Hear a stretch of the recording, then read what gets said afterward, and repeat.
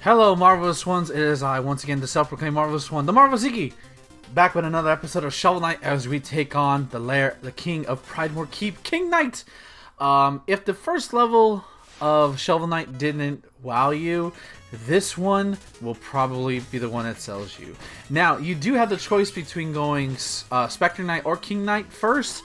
Personally, I feel like newcomers should go after King Knight just because the stage is one gorgeous and it's not too hard. It's not super hard, but Spectre Knight's level has a lot of bullshit that we'll get into there, or not bullshit, but more stuff that you have to deal with than maybe you might be ready for after the first level.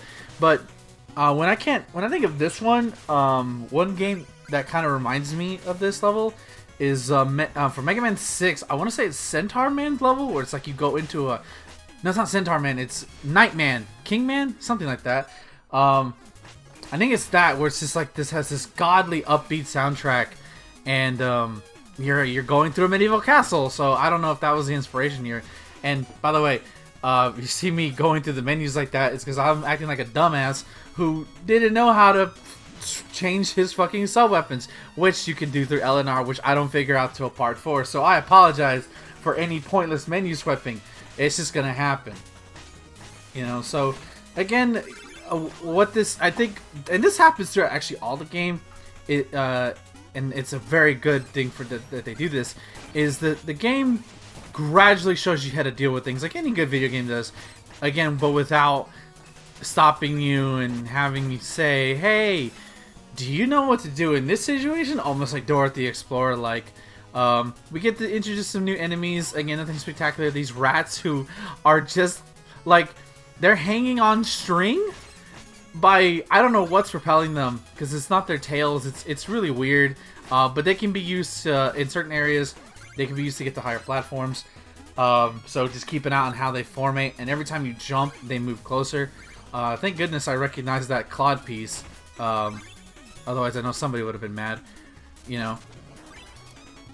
And as we, you know, in this game, one thing I didn't talk about this in the last part, is I didn't show it there, but it'll become evident as you play. You can actually destroy checkpoints in this game. In fact, there's an achievement in this game where you can beat the entire game by destroying every single checkpoint possible. I don't believe every single checkpoint is breakable, but when you stab it, you'll hear a cracking noise. So if say this game is a little easy for you, or say like me, you want a little bit more challenge in your life, maybe you might want to try that and try to go for that achievement. Which, by the way, this game has in-game achievements, whether you're buying them, no matter what platform you buy them on. So if you're, like for me, I'm playing this off the Wii U. Of course, the Wii U doesn't have achievements internally, like say the PS4 or the Xbox One does, or even PC will have its own individual achievements. And for some reason, I was juggling that thing because for some reason I thought that you get more money by doing that, but you don't. It's just wasting time. But so yeah, you can break checkpoints, and it's more of a challenge. There's fun way. The replayability with the main campaign alone was really nice.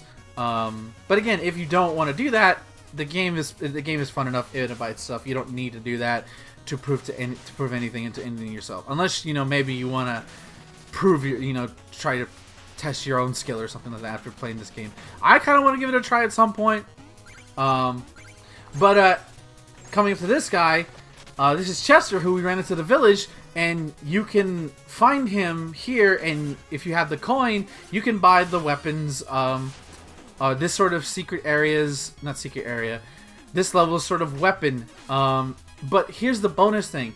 So and I died, which I'm gonna get in a minute. If you don't find the secret room in any of these games, Chester will then have the weapon in the town. So if you missed it, or you forgot to grab it on another playthrough or whatever reason, Chester will have it. So in a way, it's kind of like one of the Mega Man games did that. I think it was Mega Man 7, maybe 8, that did that, where you know, if you miss it, you can always just go buy it from the shop, as providing you have the gold, of course. So I think that's cool. So you're not missing out on anything. You just gotta have the gold for it.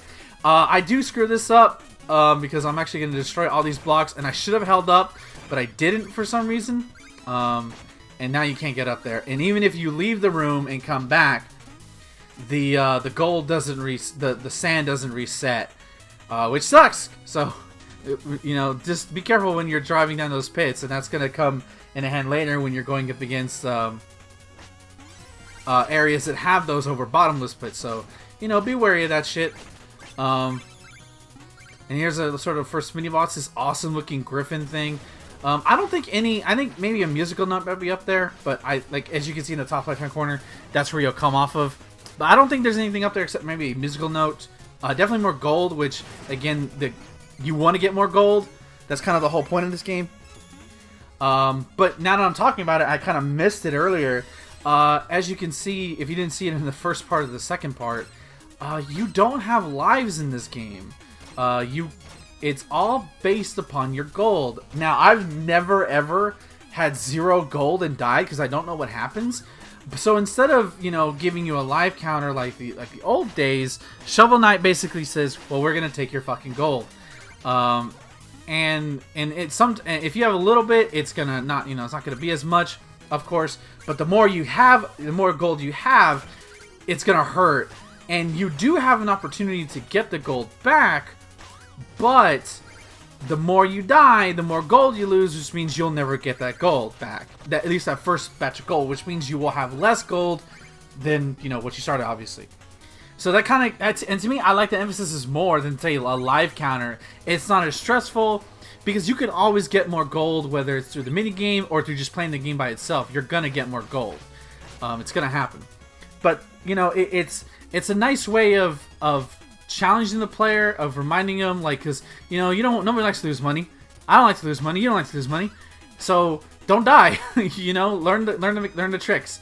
Thankfully though, if you like die in a boss room, most boss rooms, I think all boss rooms actually, they are in a flat surface where you don't have to worry about missing any of them. So you're always gonna get them if you die there. But it's more if it's like over a treacherous area when you might not be able to get your gold back, or maybe you don't want to get it back because it's just like, you know, I don't want to deal with this. I'm tired. Screw you. These enemies are pretty interesting because they're actually you know, be smart, and they'll block your pogo attack of every once in a while. So you just gotta, you know, sweep underneath them. You know, they go high, then you go low. You know, not in the rude way or anything like that, but you know, just out with them. I'm pretty sure if it's a green flame right there, and I missed that portal, by the way. If you can see that, I completely missed it like a dumbass. You can. I think if it's a green sort of checkpoint, you can break it, and then you can not continue with the checkpoint. So making your checkpoint a lot harder. Let's see. I do love this little gimmick. You know, who doesn't love bottomless pits? And I love how I don't know why it works like that, but it's just so cool. Just using the books to open up these other books, and they're like not really there. It's really weird, but I love it as a platforming gimmick. You know, again, this game borrows on the tropes of what it did before, and does even better. Does even and modernizes it. And for some reason, this asshole is back. You know, he's pretty easy though. Although, if you're out of magic, you're gonna have to go up to him close. I'm too close to him, so don't do that. Just back away like I'm doing at the very end. You know, be smart about it. And you're gonna see as I get into the boss fights, I'm a little reckless when it comes to these. I'm the kind of person who just kind of brute forces his way. But here's King Knight, which kind of interesting, like why King Knight got chosen to be a final character.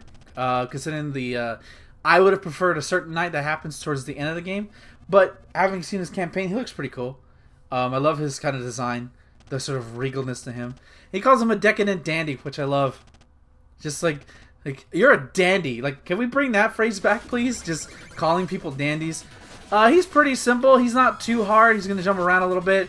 One of his more cool attacks that he does is he's gonna like launch out these confetti or like these fanfare trumpets You know, he does a little dash, but I think he's going to do it in just right now. Yeah, he calls out these trumpets, and they don't look like anything, right? But those little confetti pieces will hurt you. They're pretty easy to dodge, but if you're like trying to do what I'm doing by pogoing him, you may get caught by them, so just be careful. But they don't do too much damage. Especially if you have that extra life grade, you should be fine. You know, nothing too hard, and then his crown explodes off, and now King Knight has been dethroned. So nothing too crazy about him.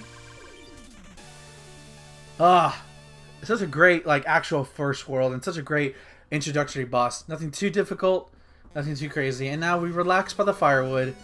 I wish I could have this as a wallpaper. Like, this image right here, I'm pretty sure, like, if you you can pay somebody to get this, or I don't know, maybe Way Forward sells it as an art piece. But I think that's such a peaceful image. It's like so cool. And for some reason, I'm teabagging my log. I don't know why. I don't know why I'm teabagging the log. I have no idea what's wrong with me. I'm a strange individual. But that's King Knight. 1 down, 7 more to go. Oh. And now I know what you'll be thinking. Yes, we are going to tackle that thing. That is not a warrior waiting, but we'll get into that in a second. As I'm going to come in here real quick and, you know, just upgrade, you know, get some more gold. Again, even if you're not going after the musical sheets, if you find them, grab them, because that's free gold. That's I just got 2 of them. That's 1,000 gold, and gold is so precious. Especially if you want to get everything faster and easier. You know, make your journey a little more, maybe not hard. And again, if you didn't find Chester's room in Shovel Knight stage, you can come in here and it'll have the item just by visiting the level, and I think that's super fun. Those chalices will come into play just a moment, which I'll talk about when we get to that section. You know, so you talk to him and he'll have it with you. Because I already bought the two previous relics, he's not going to have anything for you. I think it does happen later on in the playthrough that I do have to buy something for him because I just couldn't remember, or I just beat the stage without realizing it. You know, and then I think I'm going to use it to get another meal ticket. No, upgrade my magic. Yeah, barely, just enough. And some of the items you get later on are really fun too. They're a lot of fun. Now I kind of know. I kind of wish maybe I should have cut this part out. Now that I'm thinking about it, again, this is my first sort of playthrough using Vegas, and I'm doing post commentary, so maybe I should have cut this part out. I don't know. But we're gonna take over this challenge real quick. These will pop up every now and then, and there'll be certain special stages where it's basically a way to get more gold. That's all it is. It's a very basic platform challenge. It's nothing too hard. Although these things will dive at you. These little bat creatures, be careful, because they will cause knockback, and you know you will die and lose your gold. But the good thing is, I don't believe I don't believe it disappears. It's not like the ship in Mario 3 where it will go away after a while, or like a more modern one would be like the gold train in Super Mario 3D Land, I think, where it comes back only after a certain point. This one will stay there until you beat it, and once you defeat it, it's gone. Again, just extra gold. But now here comes to the other factor real quick. No, not the fact that you can play co-op or scan your amiibo in, but this is one of the more whimsical parts of this game. This whole game is whimsical, but this is the truple fish. Truple? It's a fish that looks like an apple, which I think is very funny. And of course, because of you got those 2 chalices, you get to choose between 3 different ecors. One restores health. The other one makes you the blue one makes you invincible, and the gold one lets you absorb magic, which is very helpful. That I do use a couple of times. And I'll show you later on how you can get those refilled without coming back to here. And he does a cute little dance. Like, this is just adorable. Like, just it's wonderfully chiptune. It's so funny. And again, this is something those 8-bit systems could not do, given the perspective of the Truple King, and you know the coloring. You can see the different shades of red all over him. It's just so great. It's so great. It's so much fun. I kind of wish he got his own world where like he was your buddy or something. If they ever make a Shovel Knight 2, I hope the Truffle King comes back or something to that degree. And also the best part is he will only do this dance this one time when you first visit him. But if you ever want to see the dance again while playing the game, you can just ask him and he'll do the dance, which I think is really, really great. And at the end of it, at the end of the dance or when you come back, he'll refill it. No cost. Gold does not cost this. So anytime you're going to a stage, just come here and refill.